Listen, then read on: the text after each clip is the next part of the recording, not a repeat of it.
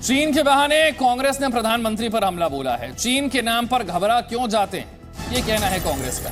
चाय पर चर्चा वाले चीन से भागते क्यों हैं? संसद सत्र में चीन पर चर्चा कराए सरकार।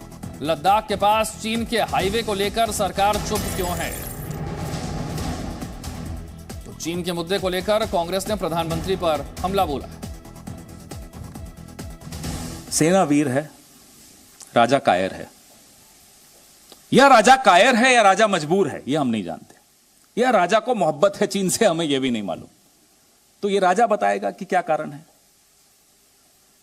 यह हम जानते हैं कि प्रजा जानना चाहती है कि एक वीर सेना होते हुए भी राजा इतना चुप क्यों है। राजा क्लीन चिट क्यों देता है चीन को?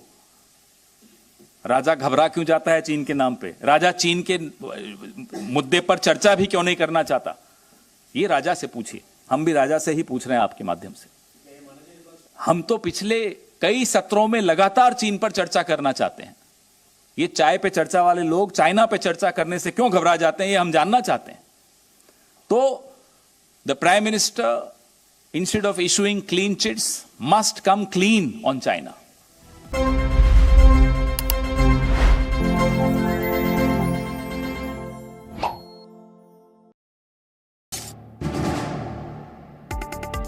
सीसीटीवी की ये तस्वीरें दिल्ली के केशवपुरम इलाके की हैं। 26 और 27 जनवरी के बीच की रात के दौरान एक कार ने स्कूटी को तेज टक्कर मारी। स्कूटी पर पीछे बैठा व्यक्ति तो हवा में उछलकर गिर गया, लेकिन जो व्यक्ति स्कूटी चला रहा था वो बोनट के ऊपर फंस गया। इसके बाद कार चालक ने मौके से भागने की कोशिश की, लेकिन दिल्ली पुलिस की पीसीआर वैन की नजर पड़ गई और 350 मीटर की दूरी तक पीछा करने के बाद कार को किसी तरह रोक लिया गया। स्कूटी सवार दोनों घायलों को अस्पताल पहुंचाया गया, लेकिन जो व्यक्ति स्कूटी चला रहा था उसकी जान नहीं बचाई जा सकी। इतना जोर का इम्पैक्ट था कि जो स्कूटी पे पिलियन राइडर थे वो गाड़ी के बोनेट से टकराकर हवा में उछलते हुए नीचे गिर गए और जो आगे बैठे हुए थे वो भी गाड़ी के बोनेट से टकराए और गाड़ी की विंडशील्ड और बोनेट के बीच में उनका सर फंस गया। स्कूटी को टक्कर मारने वाली कार में बैठे सभी लोग छात्र हैं और वो शादी समारोह से लौट रहे थे। वारदात के वक्त इन लोगों ने शराब पी रखी थी। ये सिर्फ 1 एकड़ जमीन पर कृषि करके हर महीने 1 लाख तक कमाते हैं। इनसे सीखना है तो फ्रीडम ऐप को अभी डाउनलोड कीजिए। बिहार के पटना, नालंदा और सहरसा के साथ साथ झारखंड के जामताड़ा में सरस्वती प्रतिमा विसर्जन के दौरान झड़प की खबर सामने आ रही है। हालांकि पुलिस प्रशासन ने हालात कंट्रोल में होने का दावा किया।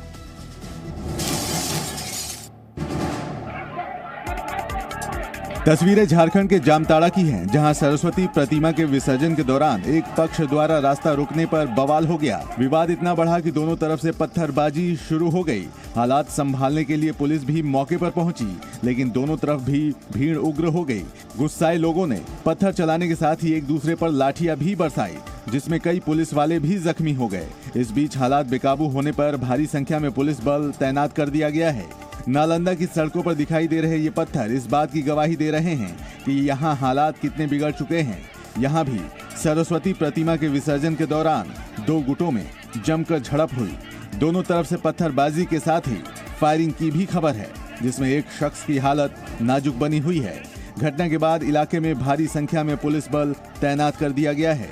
प्रशासन का दावा है कि इलाके में हालात काबू में हैं और आरोपियों की धरपकड़ की जा रही है। भारत जोड़ो यात्रा शुक्रवार को जम्मू कश्मीर के बनिहाल में रोक दी गई। राहुल गांधी का आरोप है कि सुरक्षा के इंतजाम नहीं थे। आज ये यात्रा अवंतीपोरा के चुरसू से शुरू होगी, जिसमें महबूबा मुफ्ती शामिल होंगी। प्रियंका वाड्रा भी शामिल हो सकती है। शुक्रवार को कांग्रेस की भारत जोड़ो यात्रा जम्मू कश्मीर के काजीगुंड में रोक दी गई। राहुल गांधी के साथ पैदल चल रहे नेशनल कॉन्फ्रेंस नेता उमर अब्दुल्ला दोनों को पुलिस गाड़ी में बिठाकर अनंतनाग ले गई। इसके बाद राहुल गांधी ने प्रेस कॉन्फ्रेंस की और यात्रा रोकने की वजह बताई। जो पुलिस अरेंजमेंट था वो बिल्कुल कोलैप्स कर गया और जो पुलिस वाले क्राउड को कंट्रोल करते हैं, रस्सियों को मैनेज करते हैं, वो या चले गए या दिखे नहीं। मेरी जो सिक्योरिटी डिटेल थी उन्होंने हमें कहा कि हमें आगे नहीं चलना चाहिए। कांग्रेस अध्यक्ष ने भी ट्वीट करके सुरक्षा में चूक का मुद्दा उठाया। मल्लिकार्जुन खड़गे ने लिखा, भारत जोड़ो यात्रा के दौरान जम्मू कश्मीर में राहुल गांधी की सुरक्षा में चूक परेशान करने वाली है।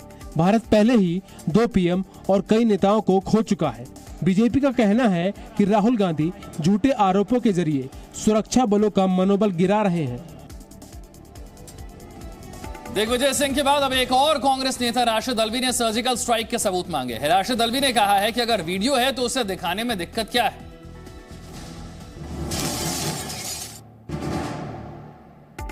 सेना की सर्जिकल स्ट्राइक पर कांग्रेस नेता राशिद अल्वी अपनी ही पार्टी के नेता दिग्विजय सिंह की राह पर चल पड़े हैं। राशिद अल्वी ने दिग्विजय सिंह की बात का समर्थन करते हुए कहा कि सबूत मांगने में क्या दिक्कत है। सर्जिकल स्ट्राइक पे, अपनी फौज पे हमें विश्वास है। हमारी फौज हमारा गरूर है, हमारा यकीन है। लेकिन बीजेपी की ये सरकार, भारत सरकार, नाकाबिले यकीन है, ये मगरूर है, इस पे भरोसा नहीं किया जा सकता। मेरा सवाल इतना ही है, जब सरकार कह रही है कि हमारे पास वीडियो है और अगर दिग्विजय सिंह ये कह रहे हैं कि वीडियो दिखा दो, तो छुपाने की क्या जरूरत है। गृह मंत्री अमित शाह और यूपी के सीएम योगी आदित्यनाथ के बयानों का जिक्र करते हुए राशिद अल्वी ने कहा कि दोनों के बयानों में असमानता है, जिससे लोगों को शक है। बागेश्वर धाम के पीठाधीश्वर धीरेन्द्र शास्त्री ने अपने विरोधियों को उनका नाम लिए बिना चेतावनी दी है। देखिए पूरी खबर 1 मिनट में। चमत्कार के दावों की वजह से चर्चा में आए पंडित धीरेन्द्र शास्त्री इन दिनों उत्तराखंड दौरे पर हैं। वो देवभूमि में रहने वाले साधु महात्माओं को बागेश्वर धाम में होने वाले यज्ञ के लिए न्योता देने आए हैं। एक वीडियो के जरिए बागेश्वर धाम सरकार ने विरोधियों पर निशाना साधा है। सनातन का झंडा गाड़े रहिए, कायदे में रहेंगे तो फायदे में रहेंगे। धीरेन्द्र शास्त्री इन दिनों सनातन धर्म का झंडा बुलंद करने की बात करते हैं। वो हिंदू राष्ट्र बनाने की बात करते हैं। उनकी इस यात्रा को सनातन धर्म के संतों को अपने पाले में लाने की कवायद के रूप में देखा जा रहा है। बागेश्वर बालाजी के चरणों की कृपा से, सन्यासी बाबा की कृपा से जो यज्ञ होने जा रही है, उसमें सभी स्थानों को, तीर्थों को, संत महापुरुषों को आमंत्रण देने के लिए हम निकले हैं। पिछले कुछ दिनों से बाबा बागेश्वर सुर्खियों में हैं। अंधश्रद्धा निवारण उन्मूलन समिति का आरोप है कि वो अंधविश्वास फैला रहे हैं, लेकिन बाबा खुद ये कहते रहे हैं कि वो कोई चमत्कारी पुरुष नहीं है, बल्कि सनातन परंपरा का पालन करते हैं और भगवान बालाजी के भक्त हैं। ये सिर्फ 1 एकड़ जमीन पर कृषि करके हर महीने 1 लाख तक कमाते हैं। इनसे सीखना है तो फ्रीडम ऐप को अभी डाउनलोड कीजिए।